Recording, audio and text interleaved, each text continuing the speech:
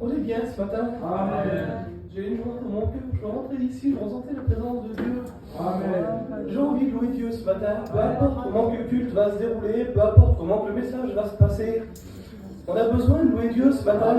Vous n'avez pas besoin de la présence de Dieu.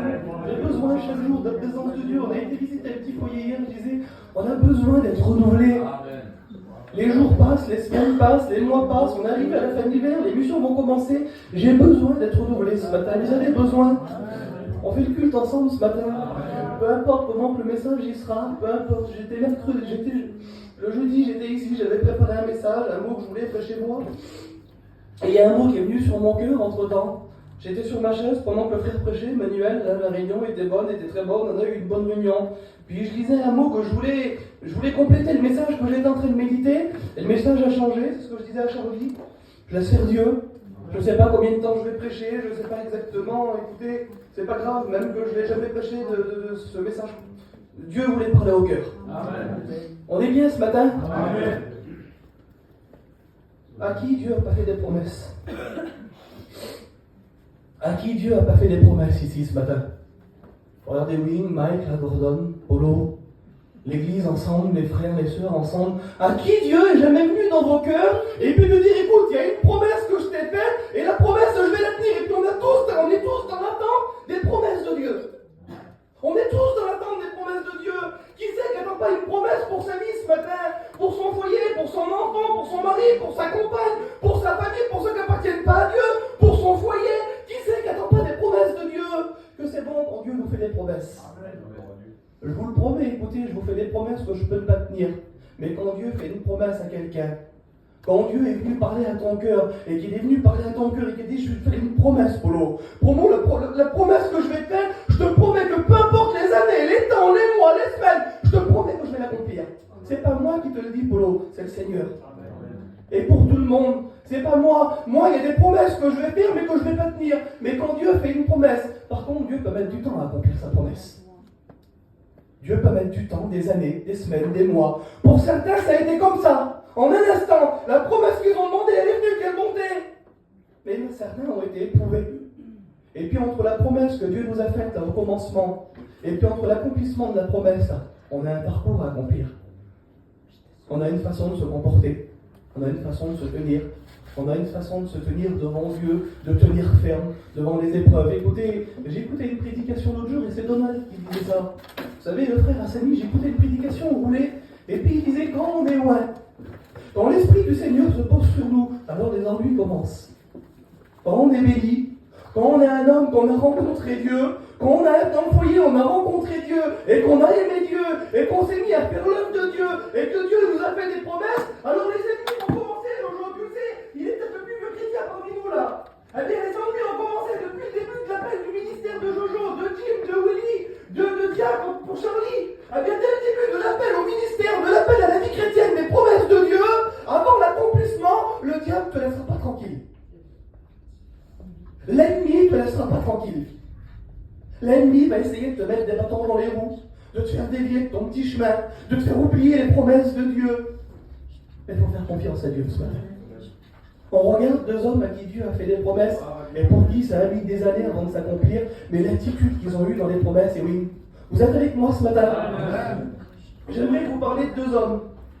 Écoutez, on va prendre Jacob et Joseph. Je ne sais pas combien de temps, je ne vais pas prendre toute leur histoire, ça serait trop long, mais j'aimerais vous parler de Jacob et de Joseph. Deux hommes à qui on a fait des promesses, deux hommes à qui appartenaient des bénédictions, deux hommes qui ont découlé de grandes bénédictions, mais beaucoup de souffrances avant les bénédictions. Beaucoup d'épreuves avant les bénédictions, beaucoup de tribulations, beaucoup de questions sont venues dans leur cœur, mais c'est resté des hommes de Dieu. Amen. Jacob est venu, écoutez, avant toute promesse, avant toute bénédiction, avant que quelque chose s'accomplisse chez nous, il faut faire quelque chose. On le retrouve au début de la Bible. J'en ai parlé avec mon père dans Kénon pendant plusieurs jours. Au début de la Bible, on retrouve quelque chose. Vous savez ce que Dieu a fait au tout début, au livre de la Genèse, au premier livre. Vous savez ce que Dieu a fait? Et Dieu sépara les eaux d'avec la terre. Et Dieu sépara la lumière des ténèbres. Et Dieu sépara pour que quelque chose s'accomplisse dans une vie chrétienne, dans un foyer, dans un ministère, dans un service pour Dieu. Il faut être capable de se séparer. Il y a une séparation qu'il faut faire. Comment il y a une séparation? Alors j'étais en train de penser, j'imaginais, puis j'imaginais à l'église ce qu'il allait y avoir ce matin. J'imaginais à ma vie, écoutez, il y a mes parents qui sont là, et puis je les aime, c'est mes parents, il y a mon père, il y a ma mère là. Puis je suis jeune, j'ai été appelé au service, au ministère, Dieu m'a appelé, et puis je me suis levé pour servir Dieu, et puis j'étais chez moi, j'étais à Valence, j'étais à Lyon, il y avait mon ancien aussi là-bas, et puis mon ancien il m'a dit, Brian, le jour où tu es reconnu l'église à Lyon, à Cassio, on t'ouvre les portes, ça sera ton église. Et je me suis placé devant Dieu, j'ai dit, Seigneur, tu me veux où? J'ai dit, Seigneur, je veux pas faire ma volonté, tu as des projets pour moi, tu as des plans pour moi, tu me veux où? Et puis petit à petit, je suis pas venu ici pour le travail, je suis pas venu ici pour les amis, malgré que j'aime tout le monde, que j'ai des copains, j'avais ma famille, j'ai tout le monde, vous ne croyez pas que ça me fait mal au cœur des fois de partir et de rester des hivers sans rester chez moi, sans rester dans mes parents, sans rester dans ma famille, sans rester dans mes frères. Mais on le fait pourquoi? Parce que Dieu m'a demandé de me séparer de certaines choses. Pourquoi? Parce qu'il me veut ici. Il m'a établi ici, il y a un besoin, et je suis venu. Mais si j'obéis pas à Dieu, si j'obéis pas à Dieu, que j'écoute mes désirs et que je fais ce que je veux rester avec ma famille, j'aime mon père, j'aime ma mère, j'aime mes frères, j'ai du travail, je dis pas de te laisser, mais Dieu demande certaines fois, certains moments, écoute, il faut que tu te sépares. Et Dieu séparera les autres avec la terre, et Dieu séparera, et Dieu séparera. Et malgré qu'on aime des fois, malgré qu'on est bien, oui, mais il n'y a pas que moi qui l'a fait. Alors je me suis séparé. Et je pense que Dieu me bénit avec mes défauts, avec mes maladresses, avec mes manquements, avec mes fautes. Je pense que Dieu me bénit parce que je ressens la bénédiction de Dieu. Pourquoi? Parce que je veux être attentif à la voix de Dieu. Oui, mais il y a d'autres personnes qui se sont séparées. Allez, je continue, excusez-moi, on va dire avec tout le monde et vous pouvez vous mettre à la place. Je vois ma mère qui est là, je vois mon père, je vois ma mère et puis ils ont de la famille à Toulouse et puis Jim connaît le contexte. Eh bien ils ont dû se séparer pour être le foyer que c'est devenu. Et si on sert Dieu aujourd'hui, ils ont dû se séparer. Ils se sont séparés de quoi? Il y a ma famille là-bas, elle est à Toulouse. Ils sont dans la drogue, ils sont écoutés dans la cigarette, dans l'alcool, dans les amusements, dans les fêtes. Et si on aurait grandi comme ça, s'ils ne se seraient pas séparés, je serais devenu quoi? Je serais peut-être pas là en train de prêcher la parole de Dieu. Mais un jour ils se sont séparés parce que Dieu leur a fait des promesses. Vous serez chrétiens, vous serez un foyer chrétien. Ton petit servira à Dieu, tes petits appartiendront à Dieu. Mais il faut que tu te sépares. Alors mes parents ont écouté la voix de Dieu, puis ils se sont séparés de la famille, des amis, du petit coin qu'ils étaient bien, et puis ils se sont mis là un petit peu. Vous ne croyez pas que ça leur fait mal? Oui, mais ils se sont séparés. Dieu sépare. Allez, je prends Jim, on continue. Il y a Jim qui est là avec Daisy. Ils sont bien, il a toute sa famille, toute sa belle famille, ils sont vers Toulouse et Agen. Allez, ils sont bien, ils ont leur foyer, ils ont leur travail, ils ont leur petite vie. Ils font des réunions tous les jours. Jim, Daisy, il faut que vous vous séparez. Comment? Faut que tu te sépares de ta famille, faut que tu te sépares de ton travail, faut que tu te sépares de tes biens. J'ai besoin de toi à vers les temps. Mais Seigneur, je veux pas. Écoute, j'ai des promesses pour toi. Mais si tu ne te sépares pas, tu n'accompliras pas les promesses que j'ai pour toi. Vous voyez ce que ça demande avant d'accomplir les promesses? Et puis pareil pour Jojo. Jojo, sépare-toi de Bordeaux, sépare-toi de tes enfants. Tous ces enfants servent Dieu, tous ces enfants sont engagés. Tous ces enfants, écoutez, ils partent dans les pays étrangers, c'est des hommes vaillants. Mais je veux être mes garçons, moi. Non, Jojo, sépare-toi de tes garçons, Jojo. Sépare-toi de Bordeaux, Jojo, pourquoi? Parce qu'on a besoin de toi ici. Il a fallu être capable de se séparer de certaines choses. Il faut être un homme de Dieu, il faut être une femme de Dieu, comme on dit qu'il a dû se séparer des choses qu'il aimait aussi. Comme Romain, je parlais avec Romain hier, il aimait quoi Romain? Il aimait l'amusement, les musiques, les boissons, les sorties. Romain, j'ai des promesses pour toi, pour ton foyer. Chrétien depuis plus de 20 ans dans l'église de Mère, il continue à faire les boissons, un foyer fidèle pour Dieu. Mais ça s'est passé comment? Faut que tu te sépares, Romain. Un jour, il a fallu faire une séparation entre ta boisson, entre ton alcool, entre ta cigarette, entre tes liens. Et puis pour tout le monde, écoutez, je ne vais pas prendre plus de noms. On prend des noms. De quoi tu t'es séparé? Tu t'es séparé des choses par amour, parce que Dieu t'a fait des promesses, que c'est beau. Que c'est beau quelqu'un qui se sépare par amour, parce que Dieu lui a fait des promesses dans son cœur. Ça met peut-être des fois des années, des semaines, des mois pour y à s'accomplir, mais on le fait par amour. Parce que Dieu nous a demandé de nous séparer. Moïse a dû se séparer de l'Égypte pour libérer le peuple de l'esclavage. Pierre a dû se séparer de sa barque et de ses filets et de son travail pour devenir l'apôtre des païens, pour accomplir le ministère qu'il avait accompli. Il s'est séparé de sa barque. Jean et son frère sont séparés de leur barque et de leur père et de leur famille pour devenir des apôtres, pour devenir des disciples du Seigneur. Dieu demandera, écoutez, une grande bénédiction demande beaucoup de délaissement et de séparation. Et si on n'est pas capable de se séparer de ce qu'on aime, de ce qui nous tient à cœur, alors Dieu ne pourra pas accomplir sa promesse en nous. On est capable de se séparer ce matin de certaines choses qu'on aime. Vous êtes avec moi? Amen. On continue dans le message. Alors Dieu demande séparation. Mais où il demande séparation? Alors on est dans le message de Dieu, on regarde, et puis Dieu va parler à Jacob. Écoutez, Jacob à Canaan, Jacob est avec son frère, Jacob est avec son père, Jacob est avec sa mère. Et puis Jacob reçoit le droit d'aînesse, son quelque chose, une promesse va être faite à Jacob. On lit la promesse qui a été faite à Jacob. Genèse 28 au verset 13. Ta postérité sera comme la poussière de la terre. Tu t'étendras à l'Occident, à l'Orient, au Septentrion et au Midi, et toutes les familles de la terre seront bénies en toi, en ta postérité. Voici, je suis avec toi, je te garderai partout où tu iras, et je te ramènerai dans ce pays, car je ne t'abandonnerai point, et j'exaucerai tout ce que je te dis. Quelle beauté la promesse! Jacob, j'ai une promesse. Toutes les familles de la terre seront bénies en toi et en ta postérité, et je te ramènerai chez toi à la fin. Quelle promesse qu'il fait à Jacob! Mais Jacob, pour la promesse, là, tu ne peux pas rester à Canaan. Il faut que tu te sépares, Jacob. Il faut que tu te sépares de ta famille. Il faut que tu te sépares de ton père, de ta mère, de tes frères, de ton pays où coule le lait et le miel, où c'est facile pour toi. Il faut que tu te sépares, Jacob. Et il faut que tu t'en vas. Écoute, je ne peux pas accomplir le plan que je t'ai promis si tu t'en vas pas. Alors des fois, on ne comprend pas le plan de Dieu venir. Eh oui. Est-ce qu'on comprend toujours le plan de Dieu? Des fois, Dieu nous dit des choses et on passe par des situations et on dirait que ça ne coïncide pas avec ce que Dieu nous a dit. Mais fais confiance à Dieu. Ça veut dire que le plan n'est pas encore arrivé au terme. Ça veut dire que le mot de Dieu, il n'est pas encore accompli. Si le mot, il n'est pas encore accompli et que tu ne comprends pas pourquoi les problèmes, pourquoi les difficultés, pourquoi le manque, pourquoi la tristesse, pourquoi la peine, si tu ne comprends pas, c'est que la promesse n'est pas venue encore au bout. Attends encore un peu. On laisse Dieu agir. Et puis Dieu va demander à Jacob de se séparer. Et puis Jacob s'est séparé. Et puis Jacob va partir de Canaan. Et puis il va partir chez son oncle Laban. Il va lui dire, écoute, tu vas partir et tu vas prendre la route et puis tu vas aller chez ton oncle Laban. Et il lui a pas dit le nombre d'années. Dieu lui a fait la promesse, mais il lui a pas dit combien de temps il allait mettre à s'accomplir, oui. Il lui a pas dit combien de temps il allait mettre à s'accomplir. Faut faire confiance à Dieu pour le reste. Tant pis le temps que ça met. Tant pis les efforts que ça demande. Alors Jacob va partir. Écoutez, je n'aimerais pas être long. Lorsque Jacob va partir, écoutez, on va à Jacob dans Genèse 29. On voit que Jacob se mit en marche. Il alla au pays des fils de l'Orient. Et il regarda, et voici un puits, pendant qu'il était en marche, il arrive à Padan Aram. Et là, il va se passer quelque chose. Quand on décide de se séparer, quand on décide de faire confiance à Dieu, quand on décide de s'abandonner à Dieu et de faire confiance aux promesses que Dieu nous a faites, je te bénirai toi et toute ta famille, je sauverai ton foyer, je bénirai tes petits, je bénirai ton mari, toutes les promesses que Dieu t'a faites dans ton cœur, quand on décide d'y faire confiance, lui, il sait comment faire. Mais Brian, il faut quelque chose pour tenir quand on reçoit des promesses. Si on n'a rien dans le cœur, oui, mais Dieu va pourvoir pour Jacob. Il arrive à Padan Aram. Et lorsqu'il arrive à Padan Aram, vous savez qu'est-ce qu'il fait? Il va rencontrer son épouse. Elle s'appelle Rachel. Et puis j'étais là, et puis c'est le mot qui est venu sur mon cœur mercredi, j'étais assis là.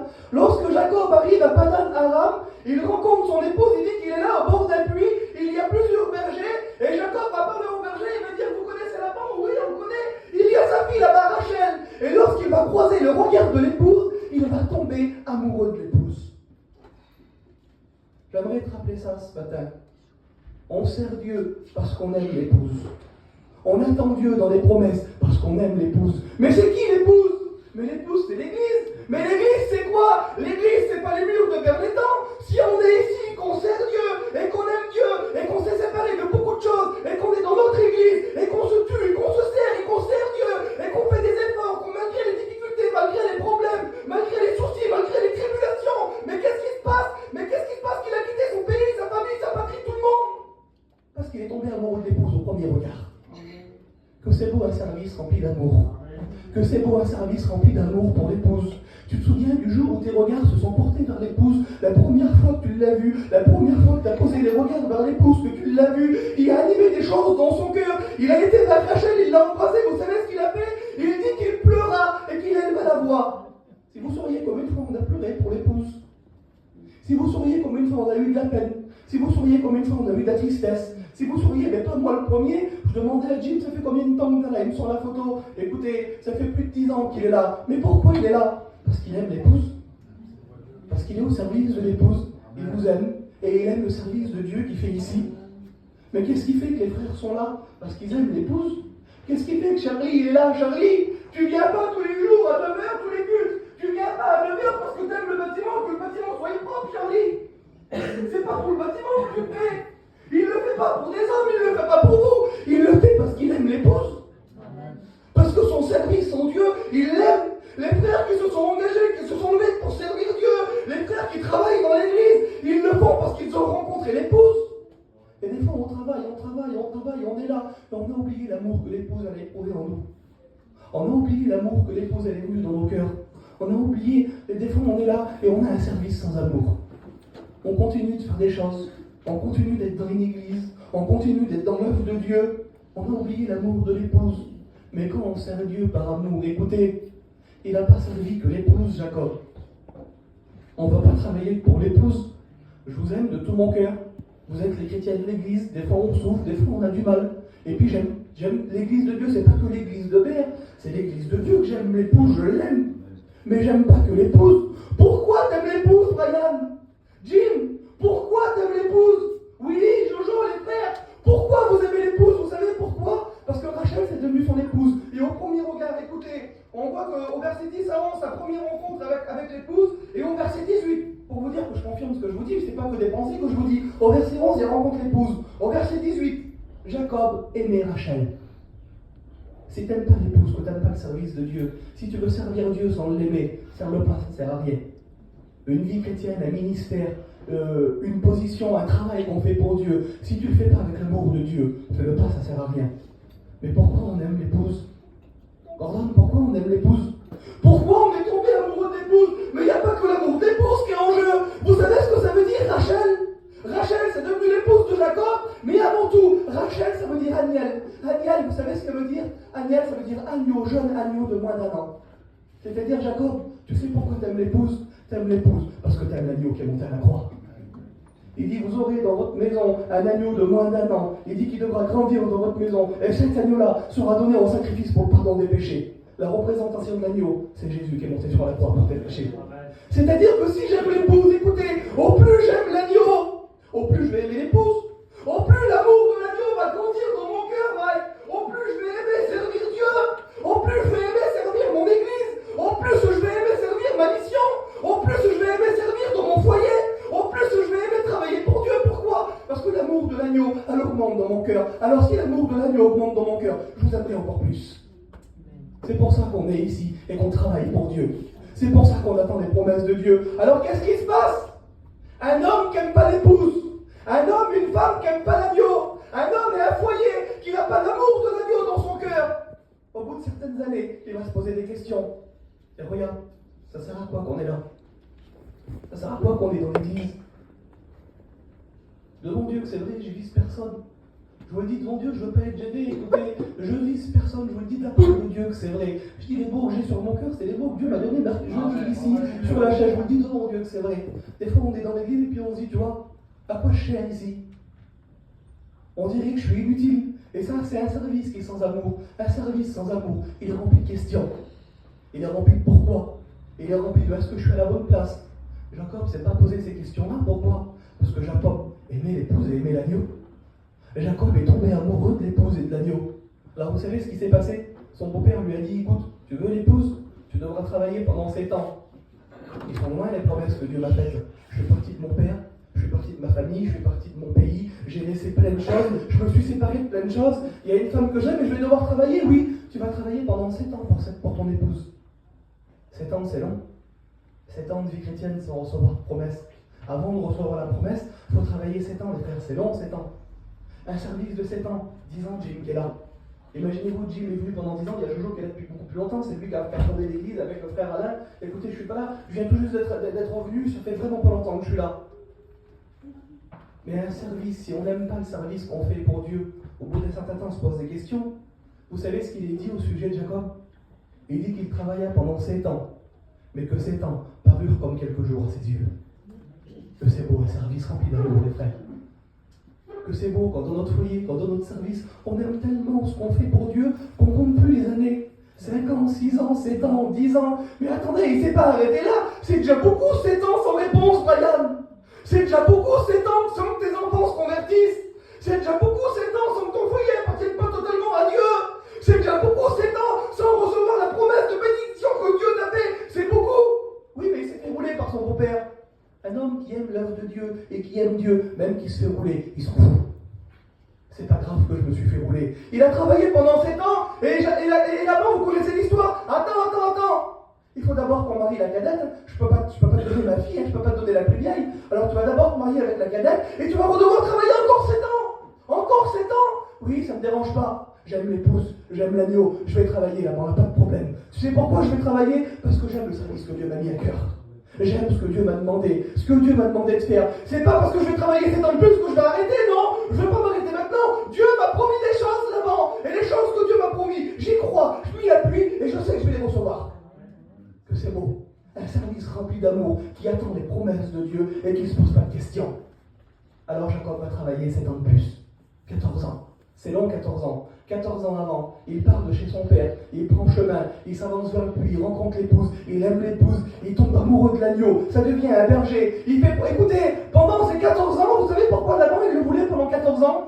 Laban avait un petit troupeau, mais parce que Dieu était avec Jacob. Quand Jacob a pris le troupeau de Laban, il a travaillé dans le troupeau de son beau-père pendant 14 ans. Il a fait grandir le troupeau de son beau-père pour avoir la femme qu'il aimait. Parce que réellement, c'est une qu'il aimait, c'est Rachel qu'il aimait.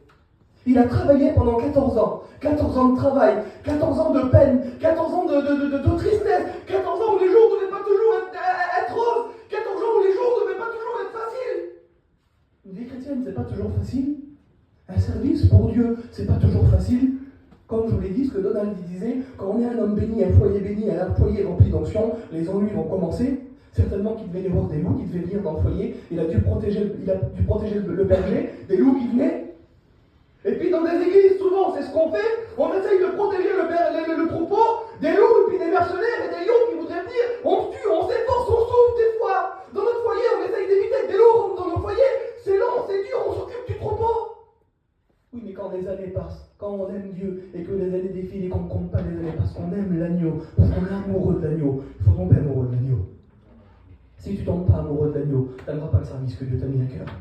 Si tu ne tombes pas amoureux de l'agneau, tu n'aimeras pas les projets et les désirs que Dieu t'a mis dans ton cœur. Je te promets que tu n'arriveras pas au bout. Mais quelqu'un qui aime l'agneau plus que tout dans sa maison, il n'y a plus rien qui compte. C'est plus ses désirs, c'est plus ses envies.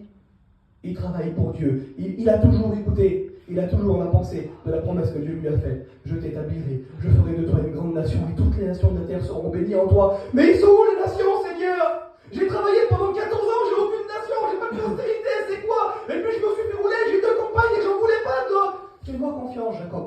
Fais-moi confiance. Toi, tu voulais pas ça. Mais moi, je veux des choses pour toi, que toi, t'es pas au courant. Qu'est-ce qui s'est passé? 14 ans à travailler pour le troupeau de son beau-père. Le troupeau de son beau-père avait pris une proportion tellement énorme que c'était devenu un des hommes les plus riches des alentours. Tellement que le troupeau avait grandi. Mais c'est injuste.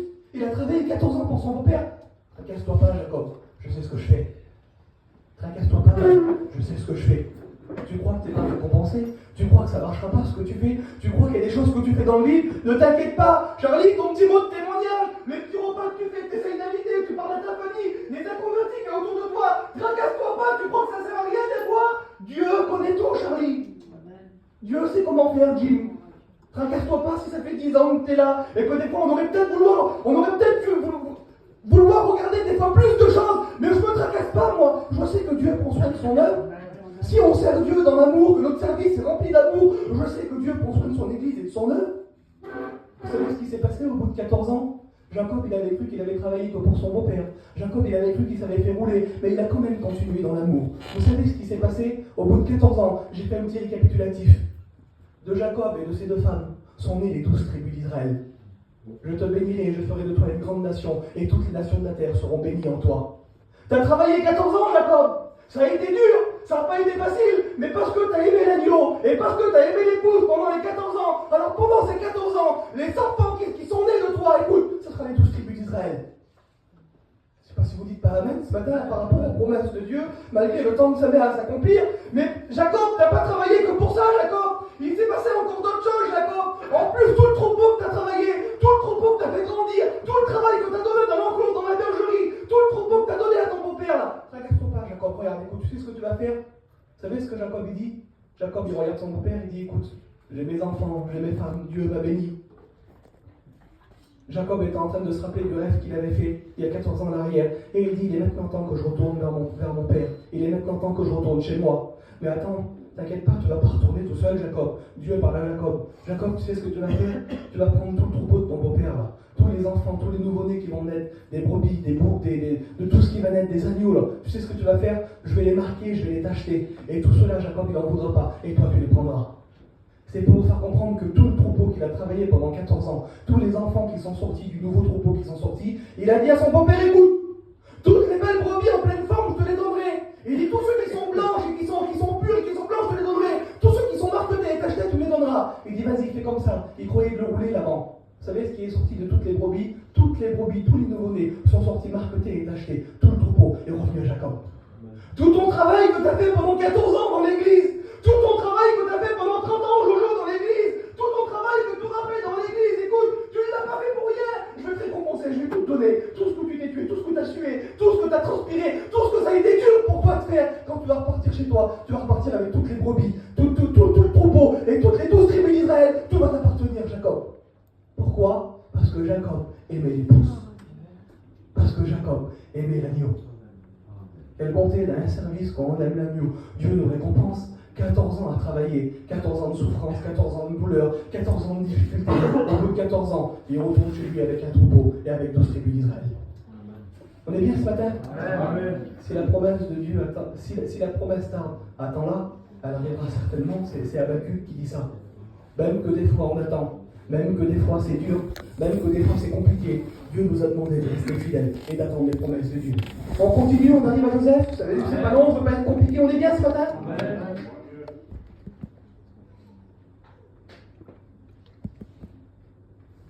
On a vu Jacob, et puis écoutez, Joseph, c'est le fils de Jacob. Il a eu 12 enfants, puis il a eu une fille. Et puis dans ces 12 enfants, il est né, c'est-à-dire que le fils de Rachel et de Jacob, il en a eu 2, mais pour l'instant c'est son premier fils. Il y a eu Benjamin et Joseph. Et puis à ce moment-là, c'est le fils de l'épouse qu'il aimait, Rachel, de celle qu'il aimait. C'est son seul fils, c'est Joseph pour l'instant. Et puis écoutez, c'est-à-dire que pour vous dire qu'il est né d'une épouse qu'il aimait, c'est qu'il aimait l'épouse, il aimait l'agneau. Et de ce mariage qu'il y a eu, de cette alliance qu'il y a eu, un fils est né, il s'appelle Joseph. Et puis un plan va être tracé pour Joseph. Depuis le début, avant le commencement de toute chose. Écoutez, Jacob va grandir, Jacob va retourner vers son père, Jacob va s'installer, ses enfants vont grandir, il va aimer tous ses enfants, il va y avoir d'amour. Mais pour Joseph, il y avait un amour particulier. Et puis écoutez, on va prendre des moments, j'aimerais pas être compliqué, écoutez, j'aimerais vous faire comprendre ce que Dieu m'a fait comprendre avec mon... J'ai pas toute la connaissance, j'ai pas tout... Mais j'aimerais vous faire comprendre ce que Dieu a mis sur mon cœur. La promesse, c'est l'attente de Joseph. Écoutez, dans Genèse 37, et puis on lit l'histoire, écoutez, des temps ont passé, des années ont passé, 17 ans se sont passés. Joseph est né, 17 ans se sont passés, la promesse de Jacob a été accomplie, mais maintenant il a une promesse pour son fils, et puis il s'appelle Joseph. Joseph arrive, il a 17 ans, et puis Joseph à 17 ans, il va faire des rêves. Et puis les rêves, les songes que Joseph va faire, c'est-à-dire, écoutez, Dieu va parler par des songes à Joseph, et puis il a 17 ans, c'est un jeune garçon, et puis il va dire à Joseph, Joseph, voilà, il y aura 11 épis de blé autour de toi. Le blé, c'est le pain. On est d'accord, les frères? Amen. Il y aura 11 épis de blé autour de toi. Et il dit, ta gerbe de blé à toi s'élèvera au-dessus des 11, et les 11 seront courbés devant toi. Et il fait encore un autre songe. Joseph, il y aura 11 étoiles qui se prosterneront autour de toi, et autour de ces 11 étoiles, il y aura le soleil et la lune. Regarde, ça va être compliqué ce que tu veux me dire. Ça veut dire quoi? Le songe de Joseph, 17 ans. Il a 17 ans, Joseph. Dieu lui parle d'un songe. J'ai des grandes bénédictions pour toi, Joseph. Jim, j'ai des bénédictions pour toi, ils sont énormes. Et Jim, il arrive vers ses frères. Allez, on prend Jim en exemple, c'est pas grave. Jim, il arrive vers ses frères. Mes frères, Dieu m'a fait voir un songe. C'est quoi le songe? Vous vous prosternez devant moi, vos épis de blé se courbaient devant moi, ma gerbe de blé s'élevait au-dessus de vous, et vous vous prosternez. Écoutez, vous aurez peut-être plus de pain un jour, vous serez peut-être dans une famine, vos épis seront faibles, vos épis seront chétifs, mais moi, je serai un porteur de pain pour ma famille. Ma gerbe de blé va s'élever au-dessus de tout le monde, et je serai un porteur de pain pour ma famille. Mais qu'est-ce qui s'est passé encore? J'ai même vu le soleil et la lune se prosterner devant moi. Et ses frères sont rentrés dans une colère, ils ont vu le rêve. Comment? Tu veux dire que nous, on va venir devant toi, on va se prosterner devant toi, et que ton père et ta mère vont se prosterner devant toi? C'est ce que le Seigneur m'a fait voir, mes frères. Quand on est un homme béni, quand on est un homme à qui Dieu fait des promesses, je vous l'ai dit tout à l'heure, c'est les paroles de Donald. Un homme d'onction. Quand l'onction commence, les ennuis commencent. Quand Dieu nous parle, quand Dieu nous avertit, quand Dieu nous donne des tâches, quand Dieu nous donne des choses à accomplir, les ennuis vont commencer. Dieu avait parlé tellement fort à Joseph, écoutez, le soleil et la lune, ça représentait son père et sa mère. Le soleil, c'est un astre vivant, la lune, c'est un astre mort. Ton père sera vivant, ta mère sera morte, et tes frères se prosterneront devant toi. Imaginez-vous la précision du rêve, parce qu'avec le temps, sa mère est morte à Joseph. Imaginez-vous la précision du rêve, Jim. Ton père sera vivant, ta mère sera morte, tes frères se prosterneront devant toi, et toi tu seras élevé au-dessus de tout le monde. Quelle beauté! Quelle promesse qu'il doit attendre Joseph? Oui, mais le rêve de Joseph et les promesses de Joseph vont faire naître des choses dans le cœur de ses frères. Ils vont avoir de la haine, ils vont avoir de la peine, ils vont avoir de la haine, et puis ils vont vouloir à Joseph. Vous savez, des fois, un homme de Dieu, un homme béni, un foyer béni, mais des fois, ça attire des fois des mauvaises choses. C'est pas toujours facile d'être un foyer en Dieu.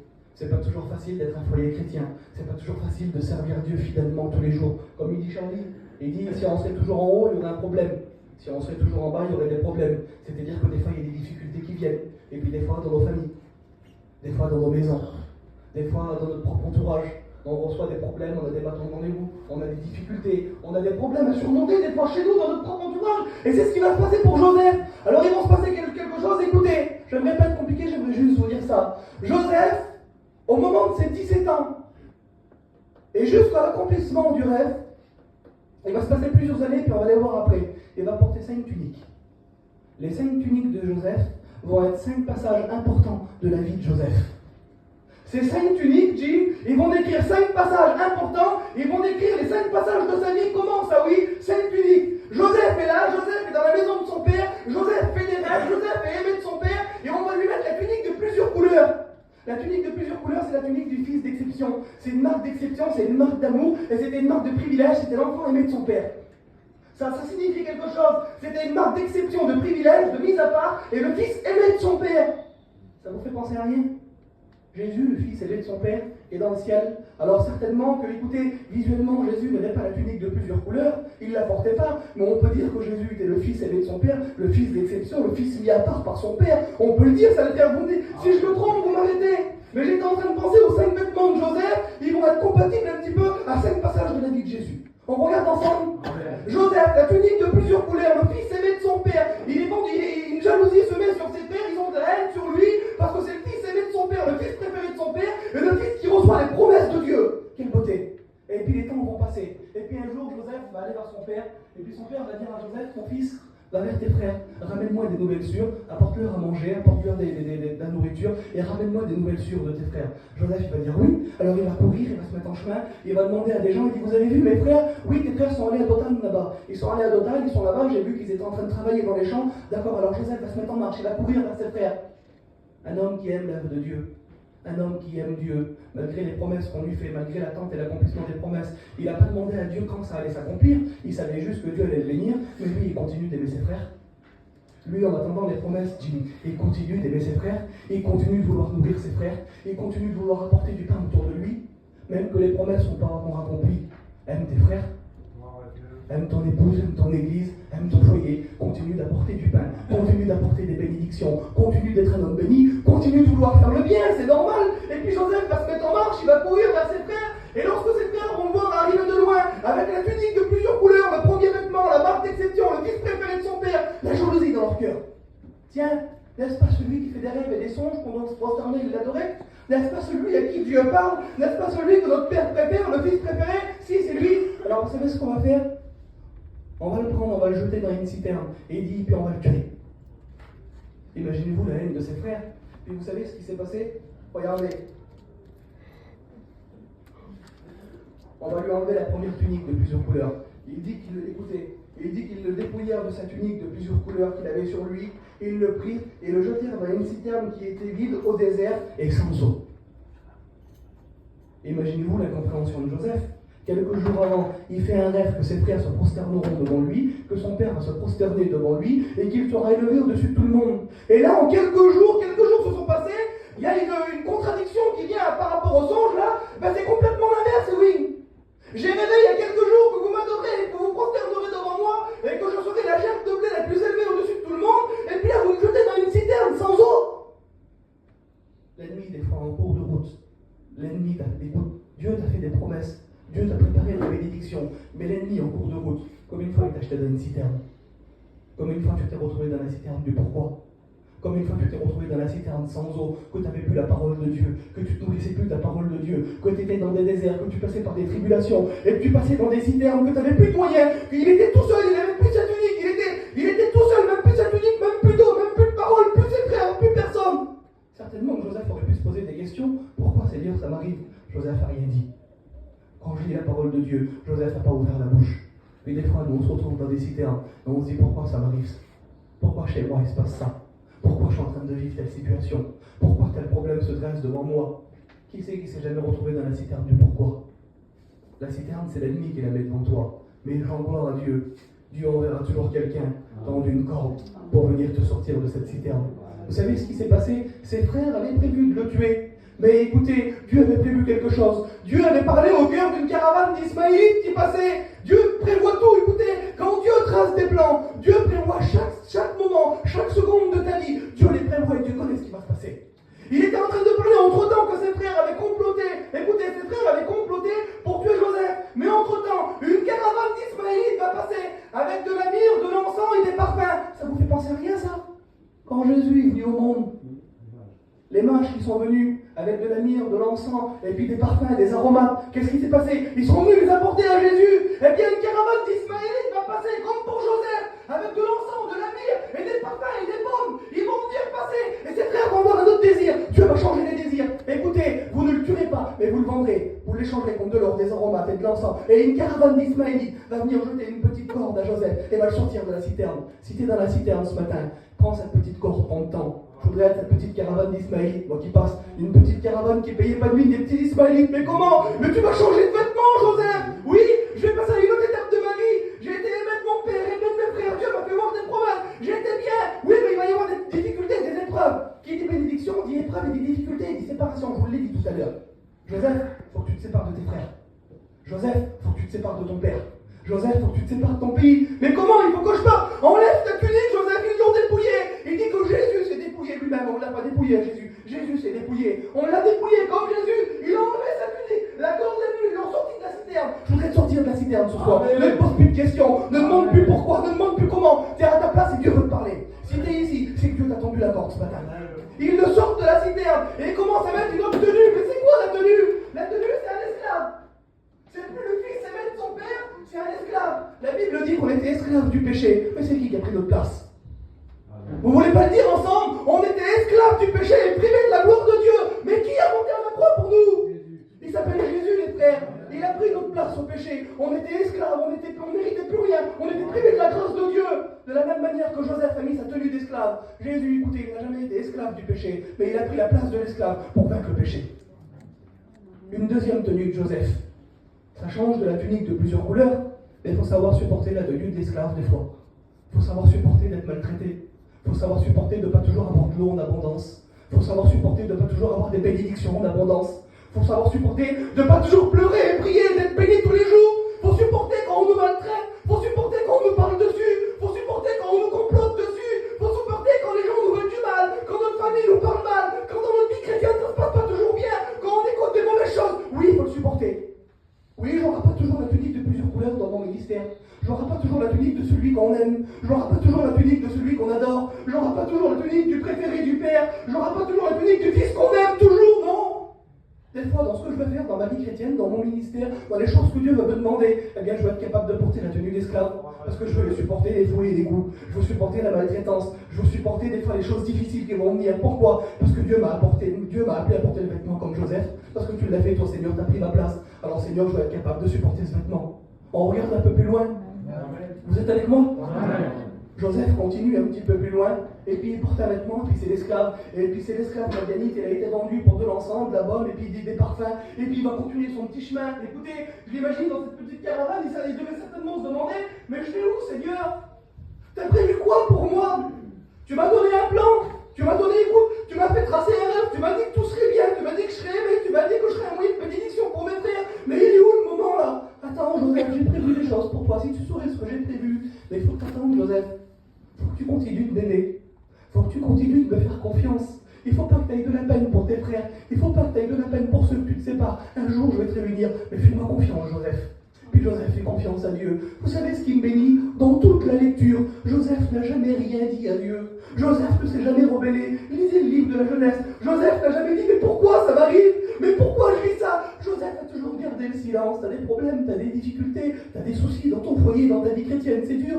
Garde le silence parce que Dieu va te bénir. Dieu connaît ce qu'il a préparé pour toi. Il connaît mieux que moi, garde le silence. Et Joseph garde le silence. Et Joseph continue. Alors il se passe quelque chose. La vie de Joseph, écoutez, je n'aimerais pas lire, ça prendrait trop de temps. Écoutez, Joseph va continuer, ils l'ont dépouillé de ses vêtements.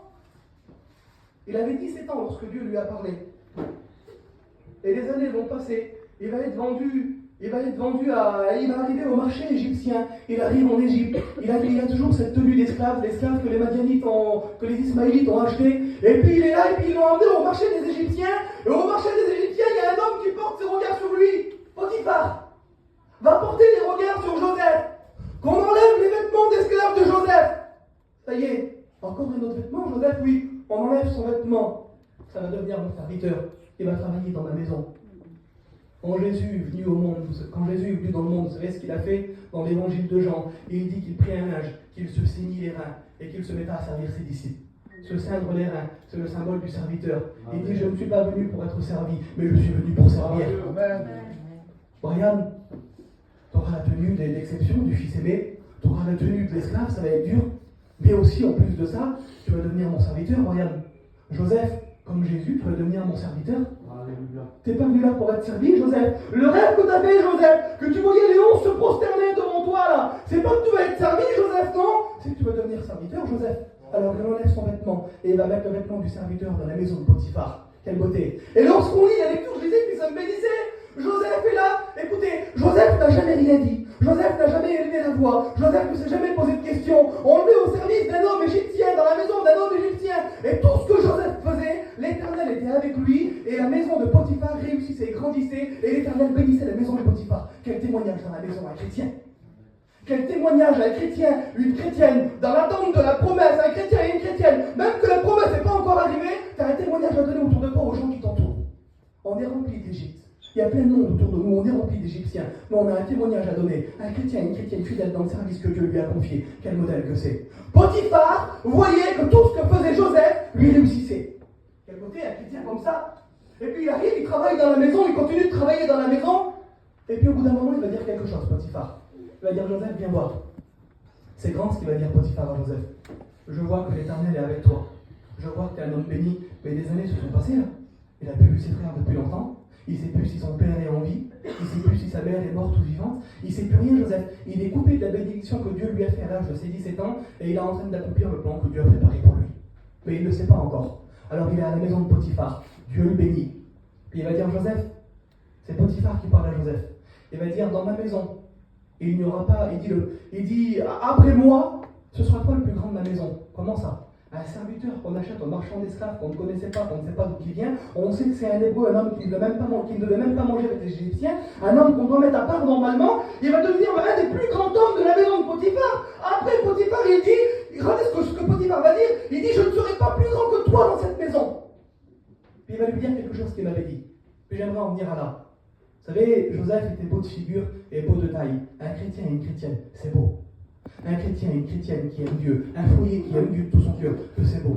Vous avez vu que c'est beau, quelqu'un qui aime Dieu, quelqu'un qui chante pour Dieu, quelqu'un qui prie, quelqu'un qui fait des progrès pour Dieu, quelqu'un qui met sa vie chrétienne, son cœur, sa jeunesse, toute sa vie, c'est trop beau. Écoutez, je vois des frères qui sont là, il n'y a pas eu peur, elle a toujours aimé chanter toute sa vie, elle a fait des progrès, au début elle avait du mal, et parce qu'elle aimait Dieu dans son chant, elle s'est mise à faire des progrès, à aimer, à continuer. Il y a Joey, c'est une chrétienne, il y a Yotam qui est là, au début il avait du mal, c'est vrai, au début c'était compliqué pour Yotam, il s'est mis dans le camping, il a fait des progrès, que c'est beau quelqu'un qui aime Dieu, que c'est beau quelqu'un qui donne sa jeunesse à Dieu. Il y a Timothée qui est là, il joue de la guitare, au début il n'arrivait pas du tout, il s'est mis à jouer, et il a voulu jouer pour Dieu. Il y a Hilton qui est là, qui s'est mis à chanter pour Dieu.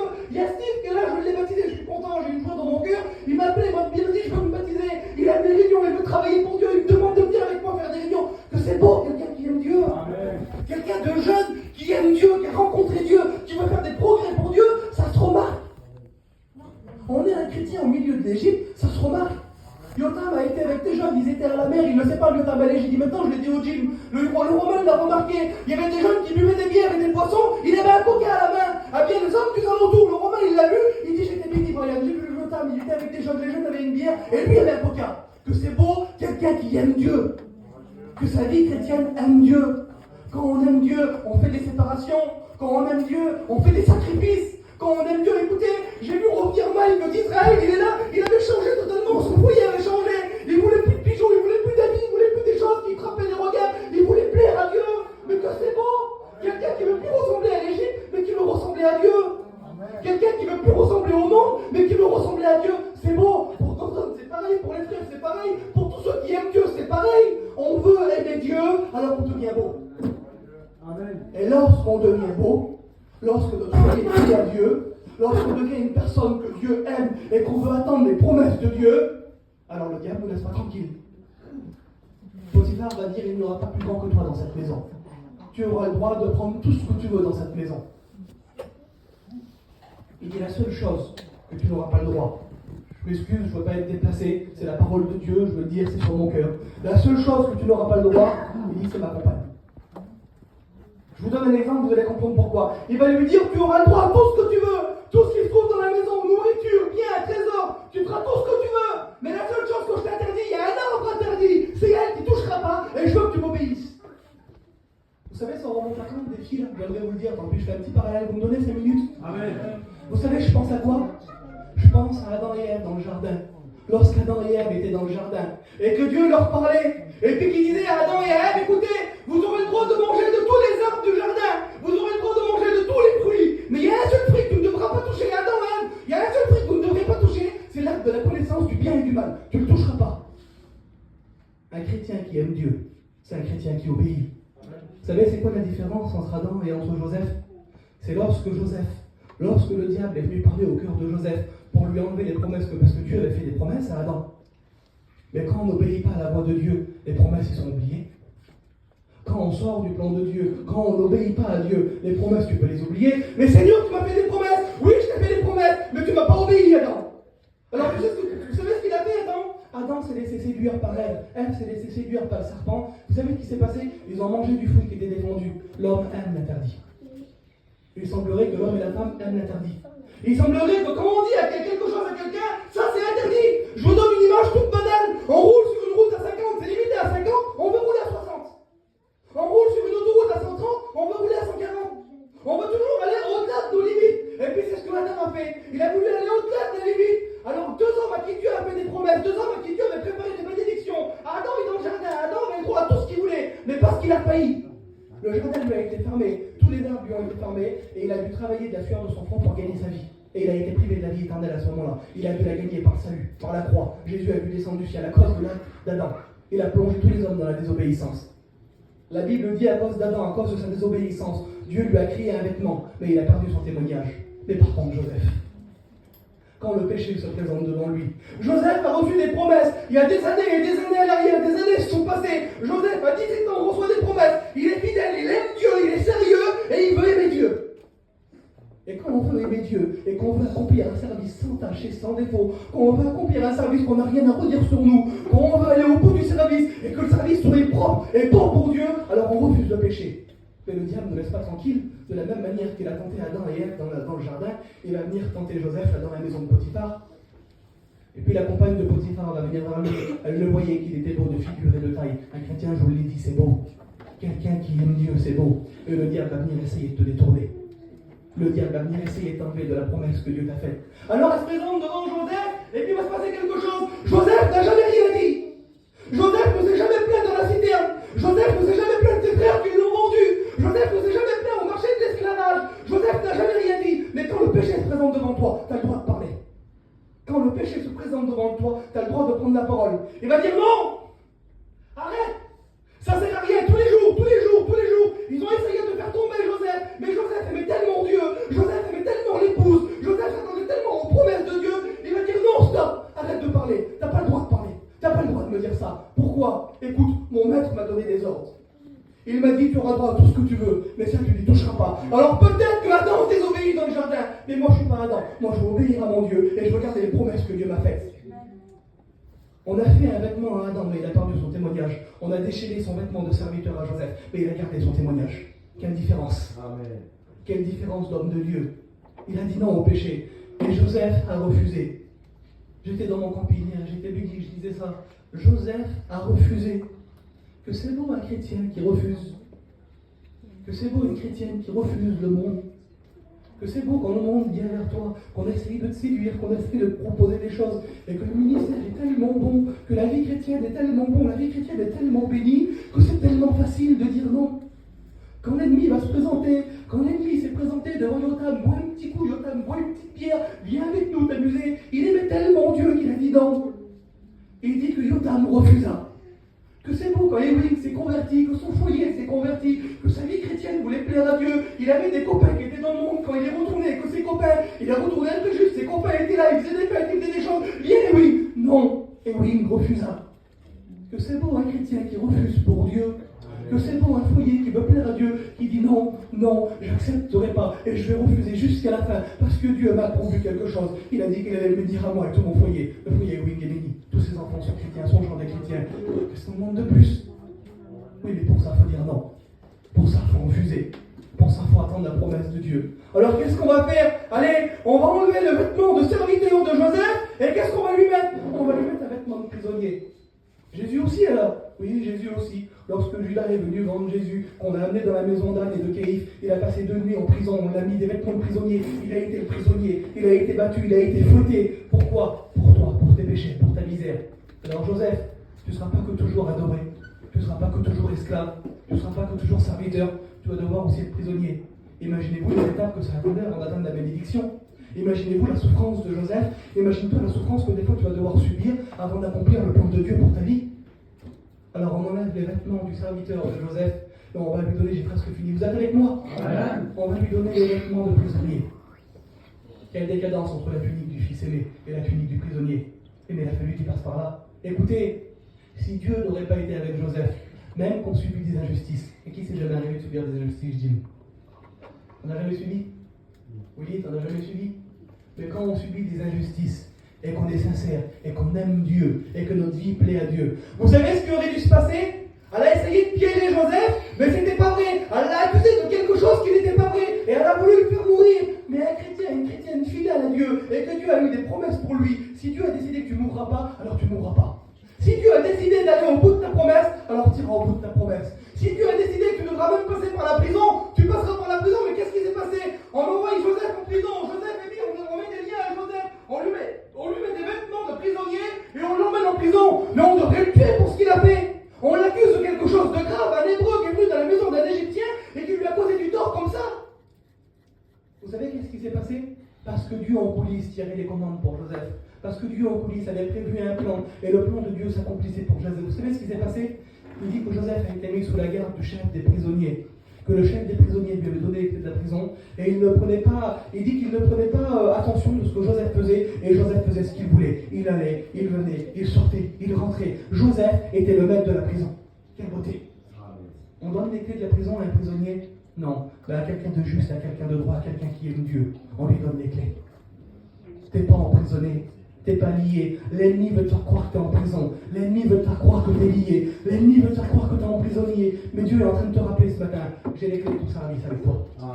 Le service que tu fais, il me plaît. T'es pas lié, t'es pas emprisonné, t'es pas en prison, t'es pas acheté, t'es pas imposé. Je te connais, je t'aime. Il faut que tu passes par la prison. J'ai presque fini, vous êtes avec moi? Amen. On continue un petit peu, je lis même plus ma feuille, on continue l'histoire.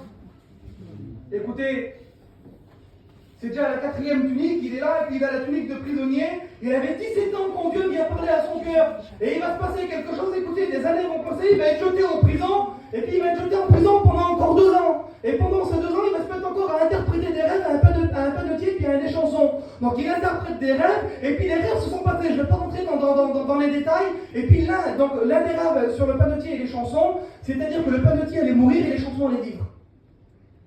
C'est quand même cruel, mais c'était comme ça. Et puis il va dire à les chansons, quand tu sortiras de prison, parle de moi à ton roi. Parle de moi à Pharaon. Et puis les 2 ans se passent, et cet homme oublie. 2 ans se passent, 2 ans en prison, 2 ans à être enfermé, 2 ans à être accusé. C'est dur quand on est accusé faussement et qu'on est chrétien. C'est dur quand on nous parle dessus, qu'on dit des choses fausses sur nous, qu'on dit des choses qui nous ont salis, mais que c'est pas vrai. C'est dur de vivre 2 ans en prison, puis d'être emprisonné et d'être lié, et de ne pas pouvoir se défendre. Mais ne t'inquiète pas, tu n'as pas besoin de te défendre, Dieu te défend. J'ai pas besoin de me défendre, même qu'on me dit quelque chose de mal, même qu'on essaye de me salir, même qu'on essaye de me faire avoir une mauvaise réputation. Dieu prend soin de ma réputation, et Dieu met tout en œuvre pour moi. Et puis Joseph va continuer, et puis il va venir un moment où Pharaon était tourmenté par un songe. Pharaon est tourmenté, et puis aucun Et on lui raconte qu'un homme prisonnier dans la prison en Égypte, qui s'appelle Joseph, on lui a raconté 2 rêves. Les 2 rêves se sont passés, qu'on le fasse venir devant moi. Et lorsqu'il vient devant Pharaon, il explique le rêve de Pharaon. Il va dire, voilà Pharaon, tes rêves, ils veulent dire quelque chose et je les connais. L'Éternel m'a accordé il ne donne pas sa gloire à lui, il donne sa gloire à l'Éternel. Que jamais on ne se glorifie nous, mais glorifions Dieu de ce qu'on fait dans nos vies, dans nos ministères et dans notre vie chrétienne qu'on fait. Il dit Dieu, l'Éternel m'a accordé quelque chose, il m'a accordé une vision, il m'a fait voir. C'est-à-dire qu'il y aura 7 années d'abondance, 7 années où le pays sera en prospérité, 7 années où il y aura tellement de biens que vous n'en aurez jamais connu autant. Et par contre, les 7 prochaines années, ce sera 7 années de famine, 7 années de disette. Cette année où ça sera très difficile. Et si vous ne choisissez pas un homme intelligent pour gouverner le peuple et pour mettre à part je ne sais plus qu'est-ce qu'il dit, mais il dit pour mettre à part une telle partie des grains de blé et pour faire, il y avait une mise en place qui devait être faite. Il dit mettez un homme intelligent au peuple. Tout de suite de prisonnier, il va être élevé au rang de roi, de royauté, juste en dessous de Pharaon. On enlève ses habits de prisonnier, on lui enlève sa tunique de prisonnier, sa 4e tunique, on va lui enlever sa tunique de prisonnier, mais pour en venir où? De prisonnier, il a été fait à la même place que le roi. Qu'est-ce qui s'est passé pour Jésus? On l'a fait prisonnier, on l'a mis à mort, on l'a tué à la croix, et il est revenu comme le roi des rois. Et il dit dans l'Apocalypse 19, il y avait sur ses cuisses et sur ses vêtements un nom inscrit, Seigneur des seigneurs et roi des rois. Amen. Et il a été prisonnier, juste après il a été roi, comme Jésus. Il a été prisonnier, juste après il a été roi. C'est les tuniques que je te demande de porter. Mais qu'est-ce qui s'est passé? Alors c'est passé un peu plus loin. Il avait, je vous le dis encore, je me répète pour vous faire comprendre le temps de sa vie. 17 ans, le songe est apparu à Joseph. Il est vendu par ses frères, jeté dans une citerne, sorti par des Ismaélites, au service de Potiphar, emprisonné, au service de Pharaon. Vous savez quel âge il a quand il se met à la tête de Pharaon? Quand Pharaon lui dit, écoutez, il dit, je ne veux pas choisir un homme parmi les Égyptiens, mais que ce soit lui, qu'on lui donne des vêtements royaux, qu'on le revêtisse d'habits royaux de fin lin, et qu'il gouverne le peuple. Il dit qu'au-dessus de lui, il n'y aura que moi, le Pharaon, le roi d'Égypte, et que sa parole sera toute puissante, et que tout ce qu'il dira, il faudra que ça arrive. Imaginez-vous la puissance qu'il donne à Joseph. Vous savez quel âge il avait? 30 ans. 30 ans, 13 ans se sont passés. 13 ans de souffrance, 13 ans de misère, 13 ans de difficultés, 13 ans de problèmes, 13 ans de questions. Il est mis à la tête du peuple et il va continuer pendant 7 ans. 13 ans plus 7 ans, ça fait quel âge? Ça fait 20 ans. Pendant 20 ans, il a purgé ses frères. Pendant 20 ans, il a l'image de ses frères qui l'ont vendu. Il a l'image de ses frères qui l'ont haï. Il a l'image de ses frères qui l'ont traîné dans la citerne. Il a l'image de ses frères qui ne lui ont plus parlé. Il a l'image de ses frères qui ont fait croire à son père qu'il était mort. Et ses frères, pendant leurs 20 ans, ils vont vivre une vie paisible. Ils vont être avec leur père. Ils vont être avec, écoutez, des choses vont se passer et la vie va continuer pour eux. Et on ne va pas se soucier de leur frère qui, pendant 20 ans, a subi des souffrances, des misères, des difficultés, a été vendu, a été maltraité, a été accusé faussement, a travaillé pour Potiphar, a travaillé pour Pharaon. Pendant les 7 ans, encore, il va travailler au service de Pharaon. Il va ramasser autant de blé. C'était le chef du blé. Ça vous rappelle rien? C'était le chef du blé. Je ne sais pas si ça vous rappelle quelque chose. 20 ans auparavant, il fait un rêve à l'âge de 17 ans. Ton épi de blé sera au-dessus de tout le monde et les 11 viendront se prosterner devant toi. Quand Dieu dit quelque chose, il est précis et il sait ce qu'il dit. J'ai presque fini, on va prier Dieu. Joseph arrive, écoutez, on écoute dans tout le pays, écoutez, cette année d'abondance, les greniers de l'Égypte sont remplis. Et en Canaan, vous savez ce qui se passe en Canaan? Après 20 ans de souffrance, après 20 ans de difficultés, Joseph va être confronté à ses frères. Après 20 ans, vous savez ce qui s'est passé? Une famille est venue dans le pays de Canaan. Une famille est venue vers Jacob et ses enfants, vers les frères de Joseph et vers son père. Une famille que plus personne ne peut se nourrir. Mais on apprend. Écoute mon père, on a appris qu'en Égypte, il y avait du blé en abondance et du pain en abondance. On va aller et on va chercher du blé pour toi mon père. 20 ans après, les frères de Joseph, tous les frères de Joseph, sauf le plus jeune qui restait Benjamin. Jacob ne voulait plus laisser partir le plus jeune. La dernière fois qu'il a laissé partir le plus jeune est mort. Il arrive avec ses frères. Écoutez, Joseph est là, il est en train de distribuer le blé. Imaginez-vous la surprise. Certainement que la promesse, elle devait être loin. Certainement que la bénédiction, Joseph, tu seras élevé au-dessus de tes frères et tes frères viendront se prosterner devant toi. Et toi, Joseph, tu auras du blé. Tu auras du pain pour tes frères, Joseph. Ils viendront te demander du pain, tes frères, Joseph. Imaginez-vous comment que le rêve, il va être loin. Mais si toi t'oublies, Dieu t'a pas oublié. Si toi t'oublies les promesses que Dieu t'a faites, Dieu t'a pas oublié. Si toi t'oublies ce que Dieu a prévu pour toi, les bénédictions, les choses que Dieu a dit dans ton cœur, combien d'années se sont passées et que tu attends toujours la promesse de Dieu? Combien d'années se sont passées et que tu n'as toujours pas vu Dieu bénir? Ne t'inquiète pas. Même quand tu as passé des misères, même quand tu as passé des souffrances, l'important c'est que tu es là, que tu aimes Dieu et que Dieu prend soin de toi. Un foyer béni, rempli d'amour pour Dieu, Dieu ne l'oublie pas. Alors il va continuer, il va être... Écoutez, j'imagine Joseph derrière cette petite table là, en train de donner le blé à ceux qui venaient, et il va voir ses frères arriver. Un homme charnel, vous savez ce qu'il fait? Il aurait fait repartir ses frères comme ils étaient venus. La haine et puis la peine auraient envahi le cœur de Joseph. Mais un chrétien qui comprend le plan de Dieu, écoutez, dans l'épître de Jacques, il va dire, regardez avec un sujet de joie les diverses épreuves auxquelles vous êtes exposés, car elles font naître en vous la foi, la patience, l'amour, la bonté, la bienveillance. Que c'est beau. Regardez avec un sujet de joie les diverses épreuves auxquelles vous êtes exposés. Mais c'est dur, Joseph. Mes frères m'ont trahi, mes frères m'ont parlé dessus, mes frères m'ont jeté dans une citerne, et je dois les aimer. Oui, tu dois les aimer. C'est mon plan, Joseph. Et Joseph a tout compris. Et je vais finir avec ça. Écoutez, il y aurait encore une longue lecture à faire, mais je sens qu'il n'y a pas besoin d'aller plus loin. Joseph a regardé avec un sujet de joie les diverses épreuves. Il a eu 5 tuniques. 5 tuniques ont marqué sa vie. Du fils préféré, de l'esclave, du serviteur, du prisonnier, au roi d'Égypte. Mais pourquoi il a passé tout ça? Il a été formé. Il a passé par les épreuves l'ont formé. Et il a compris. Quand il a vu sa pierre, il va les mettre à l'épreuve quand même un petit peu. Il dit que les sentiments de Joseph étaient tellement forts qu'il a dû aller dans une chambre se cacher pour pleurer de la peine de revoir ses frères. Imaginez-vous quel amour que ça a un chrétien. Un chrétien, ça oublie. Un chrétien, ça pardonne. Un chrétien, ça aime. Un chrétien, ça ne garde pas de la haine. Un chrétien, ça ne garde pas des mauvaises choses. Un chrétien, ça ne regarde pas que le mauvais. Un chrétien, ça regarde le bon. Il dit, écoutez, les jours vont passer, les jours vont passer. J'aimerais pas rentrer dans le sujet. Il va éprouver ses frères. Et puis un jour, ça va être tellement dur. Ça va être tellement dur de se confier parce qu'il se cachait. Ses frères ne l'ont pas reconnu. Mais lui, il s'est tellement souvenu de ses frères qu'il leur fait un repas et il les place par ordre d'âge. Il va passer du plus vieux au plus jeune. Il va les passer à table. Les frères se regardaient, ils étaient étonnés. Mais ils ont pas reconnu que c'était Joseph. Et Joseph va comprendre. Joseph va se découvrir. Il va dire, mes frères, c'est moi Joseph. Mais il ne le croyait pas. Il va dire, mes frères, je suis Joseph. Il dit, c'est moi que vous avez vendu, c'est moi que vous avez trahi, c'est moi que vous avez jeté en prison. Mais mes frères, ne vous inquiétez pas, je ne vous en veux pas. Pourquoi? Parce que le rêve que j'ai fait il y a 20 ans, le rêve que Dieu m'a fait voir il y a 20 ans, le rêve que j'ai fait, qu'une épine de blé se lèverait au-dessus de tout et que vous prosternerez devant moi. C'est bon, mes frères, je l'ai compris. Vous êtes venus vous prosterner devant moi. Pourquoi? Pour que je vous donne du pain.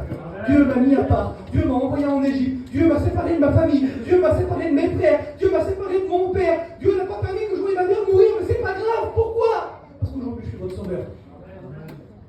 Joseph avait compris l'épreuve que Dieu est en train de lui faire passer.